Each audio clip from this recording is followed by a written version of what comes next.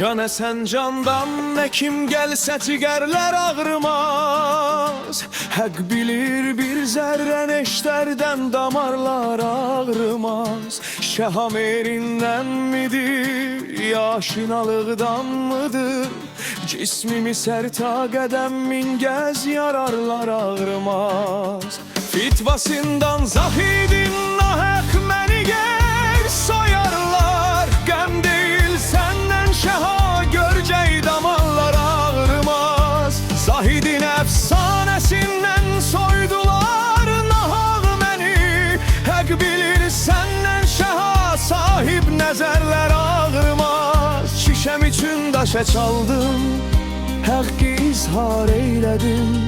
Çeşmi əvvəl ağrıdan arif bəsərlər ağrımaz. Zahidin bir barmağın kəssən dönər həqdən qaçar. Gör bu gerçək aşıqı sərpa soyarlar ağrımaz. Cəhlin amərdin qaçan meydan günündə yeri var. Ər bilir meydan qədrin kim qədərlər ağrımaz. Soyun ey murdar sallaqlar nəsiminin tənin. Bunca namərdi görün bir ər qıyarlar ağrımaz.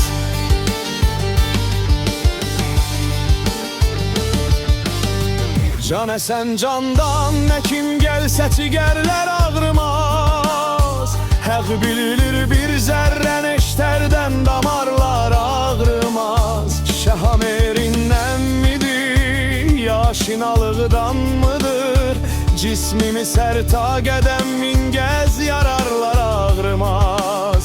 Fitvasından soxidul nahaq məni gər soyarlar. Qəm deyil səndən şəha görcək damarlar ağrımaz. Zahidin əfsanəsindən soydular nahaq məni. Həq bilir səndən şəha sahib nəzərlər ağrımaz. Şişəm üçün daşa çaldım, həqqi izhar eylədim. Çeşmi əvvəl ağrıdan arif bəsərlər ağrımaz. Zahidin bir barmağın kəssən dönər həqdən qaçar. Gör bu gerçək aşıqı sərpa soyarlar ağrımaz.